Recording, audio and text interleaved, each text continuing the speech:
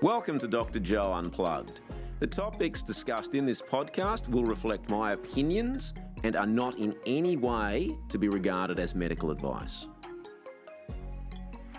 All right, well, today I'm very happy to be joined by a good friend of mine, somebody I've known for some years, Nicola Wright. Nicola, welcome to the program and thanks for coming in today. Thanks, Joe. So look, first off, not everybody may be familiar with you. Can you tell the listeners a little bit about yourself? Well, how far do you want to go back? Well, not right to the beginning of time. No, not right to the beginning. But, Okay. Well, I've been a bit active in the libertarian scene for a few years. And that all started when I made the decision to homeschool my kids. Mm-hmm. So that was a long time ago now because they're 21 and 18.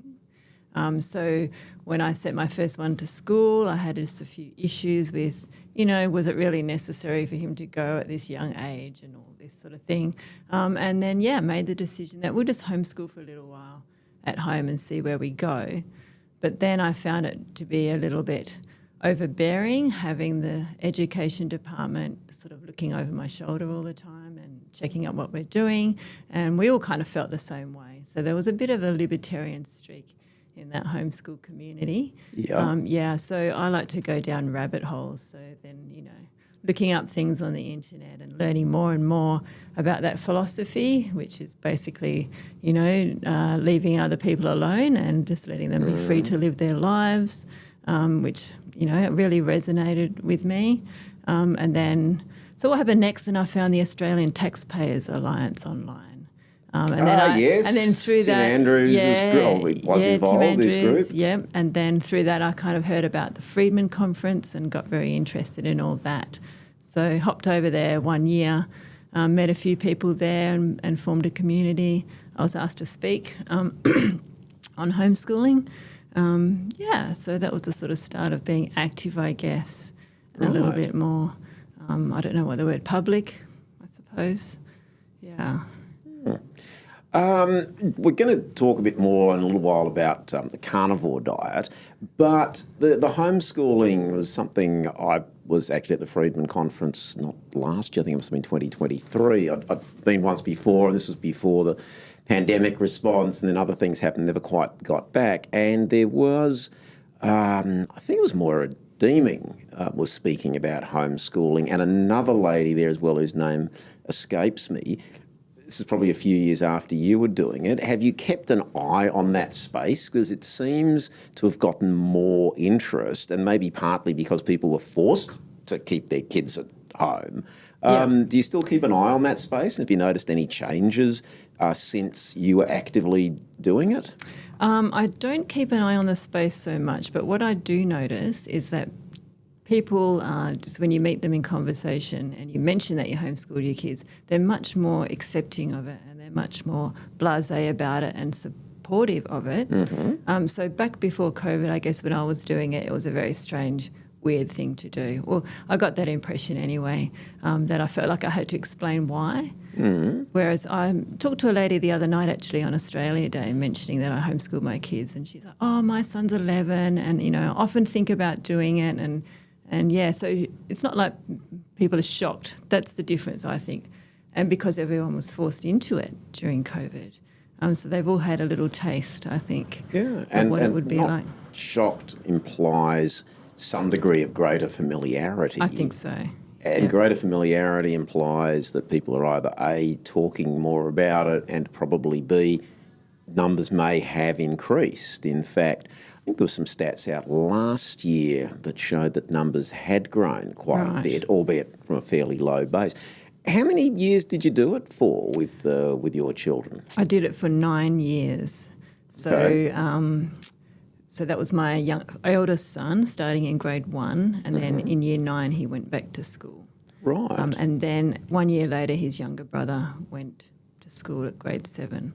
So that was quite a long stretch of time to be out of the workforce. I always describe it as the most expensive private school homeschooling because one parent has to not give up their career. You're choosing to do it, but it's a sacrifice. Going into an unpaid career as a teacher. Absolutely, yeah. And I tell people honestly now that if I went back in time, I may not have chosen to do that, my life would probably look very different. So there's no regrets. But if faced with that choice now, at my age now, that probably has something to do with it. I don't think I would take it on. Okay. But we were happy with it, and the kids are doing well, so I haven't, ruined them. Potentially, and look, I can't express any opinion, but potentially the opposite. Might have set them up for success. I think so. We were really well attached, and that led them to being really confident earlier than I thought some of their peers. So, and they don't succumb to peer pressure. They're very much their own people. Yeah, and all their homeschooled colleagues are very much the same as well, is my observation. They're just solidly well kind of attached and secure. And nothing is suitable for everybody, which will segue in a moment. But some children seem to do quite well, and you've described that, and I've seen it in the homeschool environment. Some would not do well in an environment. Some do very well in a co-ed environment. Some do much better in a single-sex environment. And you see movement in all directions. So there isn't a one-size-fits-all. And that leads us to the main topic we're going to go through, which is your experience with the carnivore diet. And I do want to, at the start, say there is no one diet that suits every single person for a variety of reasons, including some people have allergies to different foods, some people have different tastes and different approaches, agree or disagree with different people, which is why, and regular listeners to this show and also readers of my blog will know that I have big issues with dietary guidelines and big public health, because they assume that there's this one-size-fits-all approach, and necessarily that isn't the case. So the carnivore diet, in discussing it, it does work for people. I'm also familiar with people where it hasn't worked for. It's essentially an animal products-based diet, and people might say, well, is that the same as keto or paleo? And the answer to that is no. Keto is effectively a higher fat diet. It's not exclusively animal-based products. You can have coconut oil and olive oil and the like, and avocados, for example, and nuts. The paleo diet also has quite a lot of vegetables in it. Carnivore diet is exactly as it says. It is meat, fish, eggs, proteins. So tell us a bit about what your diet plan looked like in the first instance, Nicola, and how did you get onto it? And perhaps even before that, why did you put yourself onto it? Yeah. So first of all, my brother and my parents were on the carnivore diet. My parents thought they would try it for a month or so because they had some health issues they wanted to address. And I remember at the time Mum telling me, and I was a little bit shocked about the idea of just eating animal products. I knew that people such as Jordan Peterson were doing it, but I kind of didn't pay much attention to that at all. And then sort of had a few conversations with them about their experience, and they were just eating meat, and they did it for 30 days. And I think there's a challenge going around 30-day carnivore diet, just see how you feel. Mm-hmm. So I got a little bit curious about it, and then I was talking to my brother who was also doing it for a bit of a longer time, and I thought, well, why don't I just try? I might just try keto and then sort of ease my way into carnivore. And the reason I was considering it was because I'd just been through a bit of an emotional upheaval, some things that had happened in my private life, and I was feeling anxious and a little bit worried. And a lot of the reading I did talked about the mental health benefits of going low carb. And I thought, well, why don't I just try it? So I did try it. And then that first week, I just completely dropped out all carbs, so rice, bread, pasta, potatoes, and I just ate meat and the really low carb veggies. So like green beans or zucchini and stuff like that. Mm-hmm. And I thought, okay, I'm doing this. But I've got to tell you the truth, that first week I felt terrible, especially on day 3 and 4. I had an enormous headache. I think they call it the keto flu. Yeah. So that definitely happened to me. But I'm quite a determined person, and I think if I'm going to try this, I'm going to push through. So that's what I did. And then within a couple of weeks, that was fine. And then I quickly segued into just the animal products. So you cut out the green veg? I did after a while. And the main reason was the more I read, the more I became convinced that there's no real reason to have that stuff because there's nothing really in it I couldn't be getting from the meat products themselves. So once again, an experiment. I thought, let's just see how I go with it. And the one thing I did notice with that was that my whole digestive system just completely calmed down and everything was quiet. There's, no rumbling tummies or whatever if you eat too much cabbage, that sort of thing. Right. Yeah. Yeah. So I thought, okay, that's fine. That's not bothering me at all. But I really felt empowered by, first of all, the number of people out there doing carnivore diet, and then the amount of people who are giving testimonials on how good it was for them and how good it was for their anxiety and mental health. And within a month, I had a marked improvement in my general anxiety that I experienced before. And for that reason, that is the main reason why I keep doing it. Right. And I've been on, I wasn't a crazy or anything, but I'm just on an even keel and it's just so peaceful. It's so much more easy to get things done. I have less ups and downs. And I just feel like my brain is just firing on the ketone fuels and I don't want to change it in a hurry. So I'm committed. I'm happy to keep going. Yeah. I've lost a lot of body fat. I wasn't a big person. I didn't have a lot to lose. But the more fat I eat, it's incredible. The more fat just slowly falls off me. I have a lot of butter. I have a lot of cream. Not all carnivores have dairy, but I seem to be able to tolerate it. And I probably wouldn't do it if I couldn't have cheese. I can't give that's fair. everything up. Yeah, so it's been about 6 months for me now. Okay. Yeah.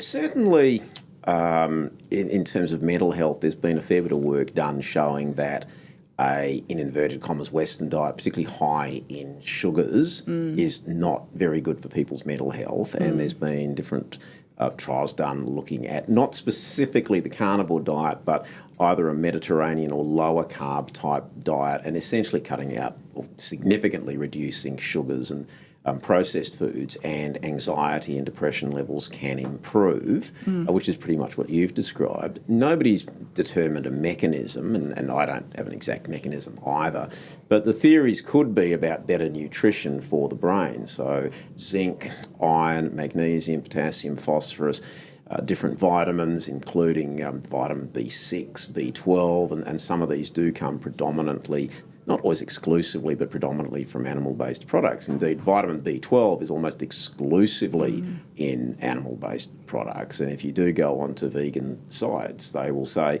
you have to take a vitamin B12 supplement because on a strict vegan diet you won't get it. So you started off toes into the water, carnivore, still had some greens, cut out the starchier foods and the carbs.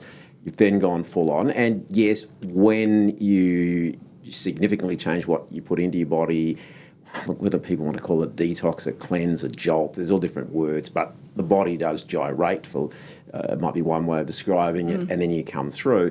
You then went full strict and cut those out. Where are you at now? Have you put some additions back in? Sometimes I will if I'm out and about. So I went to a dinner last night where you just get served what you get served, and I had chicken and there was some green beans there, and I thought, well, I can just eat those. That's no big deal, and it's a nice little change. Yeah. But on my day-to-day life, I'm basically eating steaks, chops, beef mince, eggs, and dairy, and lots of butter. And I do have a decaf coffee capsule in the morning. And I put 1 teaspoon of honey in that. And that's just my little, treat, I guess. It's only, I think, 7 carbs or something, a teaspoon of honey.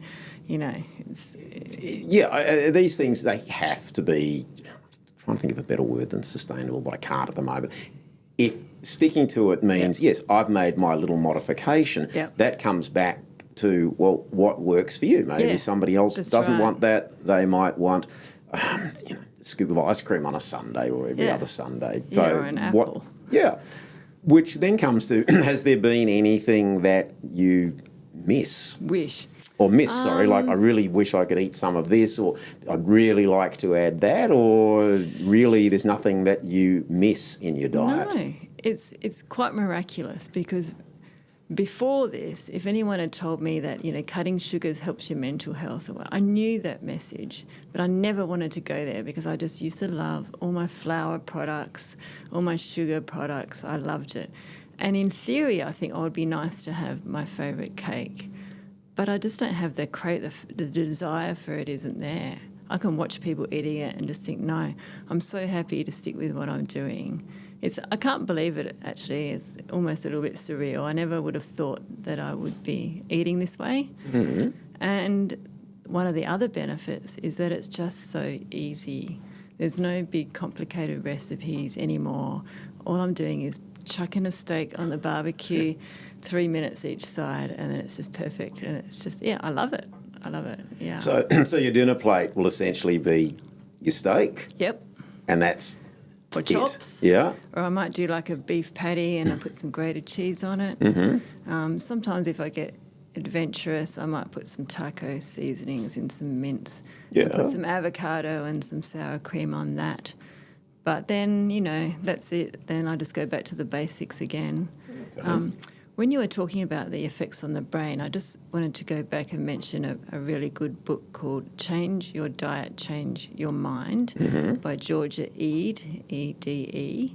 Ah, yes, yeah. She's a low-carb dietitian out of Canada, I think. I'm not sure where North she's America, somewhere from, in North America, I think. But I'm seeing a lot of her stuff around the place. But in her book, which I read, she talks about some studies done on people with some really serious mental health issues in institutions. Mm-hmm. And a huge percentage of them, I don't know the statistics off the top of my head, a huge percentage of them reduced or completely eliminated their medication.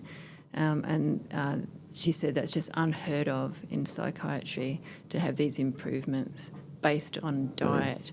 But it's not the carnivore so much, it's just being in ketosis. Yep. That's the main a mental health benefit where that comes from. So that's my focus, is to make sure I stay in ketosis. So if I have some zucchini or avocado, that's no big deal to me. That's not going to tip you out of ketosis.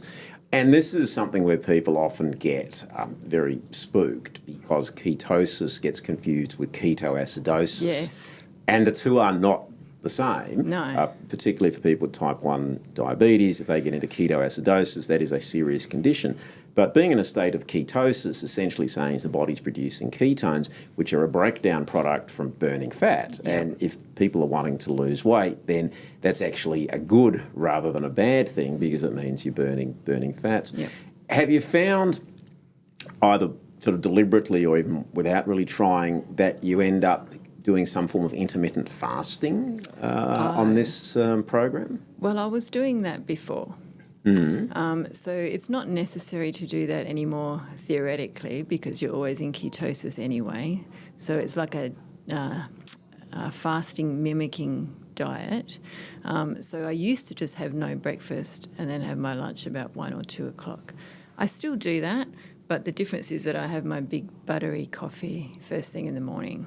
So I'm not really fasting, but I think because I'm in ketosis all day, I'm just having that benefit anyway. But there are carnivores out there who will do strict intermittent fasting. My brother, who's on the carnivore diet... He's still going with it then? He's still going. He's going great guns. He does ice baths and all the rest. He's full on. I'm not quite there yet. You should get him on the show. I remember going to a talk some years ago and there was a guy, I think he'd also come from somewhere in North America, and he'd been on a fast for quite a period of time. And listening to him, and he's talking about how he found, and to me, I ended up scratching my head and thinking, well, what actually is the point other than trying to establish some record or prove that you can do it? Yeah. But again, if people want to do it, that's fine. I'm not sure if somebody asked my opinion, I'd say you should fast for a week or that. But if people want to challenge themselves, and there's no reason why they can't, because for some people it's just not going to work at all. But the other thing often on a low-carb diet of any description is you don't feel as hungry. You're going to be far more full after having a steak than a sandwich. Yep, and it lasts a long time. So sometimes I just have the one meal, or if I eat lunch at 2:00, then I'm full, all the way into the evening. I might have some cheese or something, or for a snack, or some yogurt or something like that. But I think one of the reasons people are doing the long-term fasting is because apparently it can help with, resetting your immune system. There's all this stem cell stuff, and I don't know the science of it, but they get right into their autophagy and yeah, so I think they're thinking to get a reset of their immune system. If I had a big issue or an autoimmune disease, I might give it a go just to see. But yeah, I'm happy with what I'm doing at the moment. And that's really the most important thing. And you mentioned also a bit about losing some body fat. Have you now found that you've reached a plateau in terms of your weight? Because I know some people, like you mentioned, coming at it from wanting to improve your mental health. I know other people come at it from wanting to actually lose weight, but there's a point at which you don't want to lose any more. Sure. How have you gone to sort of to stabilise your weight? So I'm never limiting what I'm eating. I'm eating as much as I feel like eating. Yeah.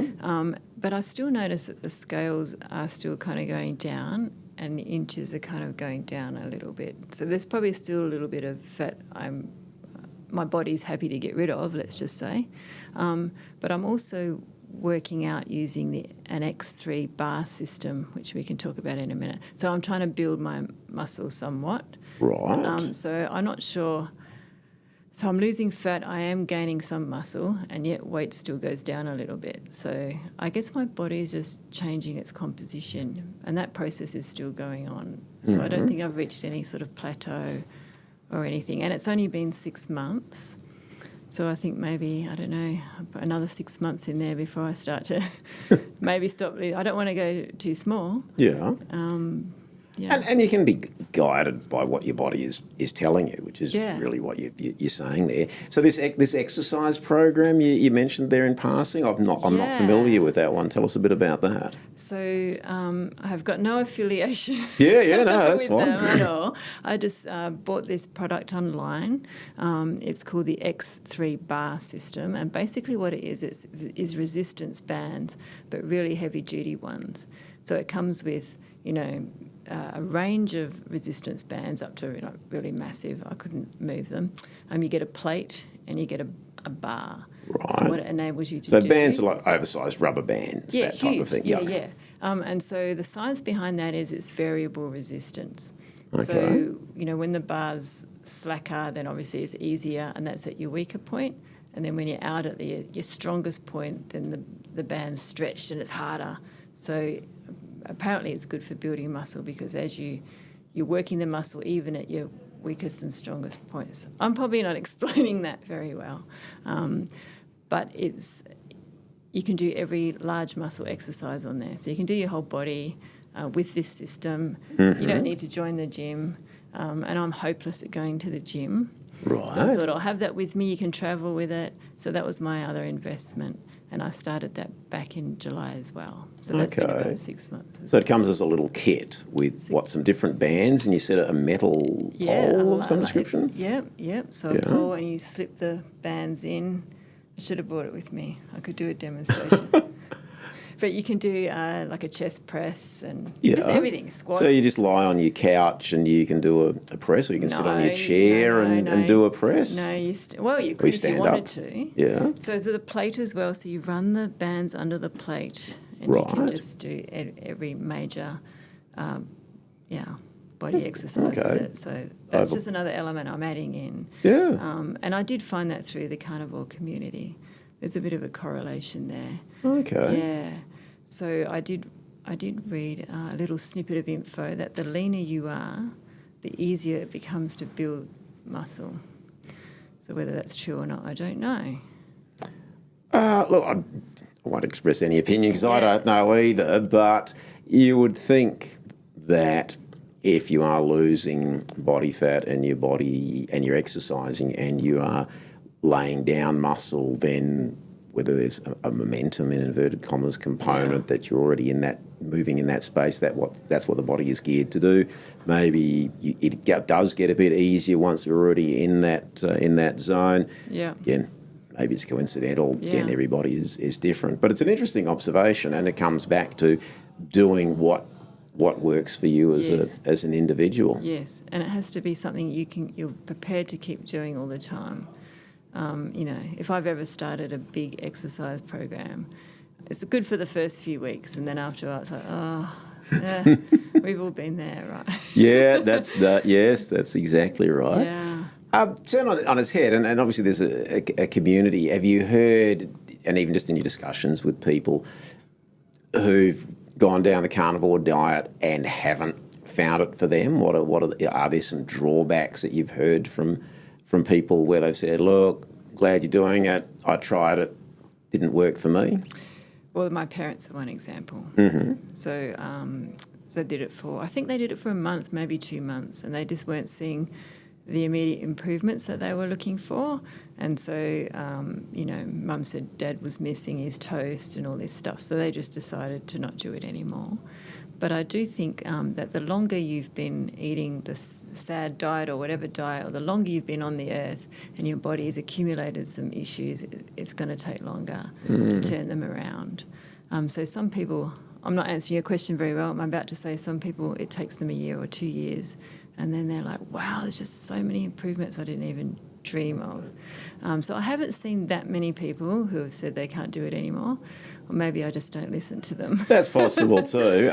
In fairness, to take a year to see results, there'll be a percentage of people who, and it's not a criticism of them, but that does take a fair degree of commitment to say, I'll wait for a year until I see some results. I think rightly or wrongly, most people are going to want to notice something within the first few weeks, you would imagine.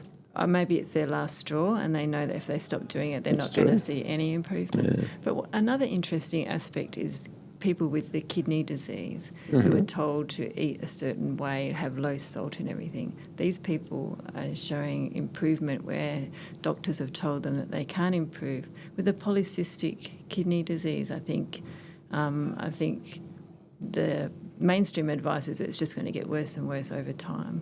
But there is a community of, it's anecdotal, of course, but their blood tests are improving by eating all this protein, and we've been told protein's bad for your kidneys. So that is the standard view, and obviously anybody who's going down that path would need to have their bloods monitored because, again, everybody's going to be different.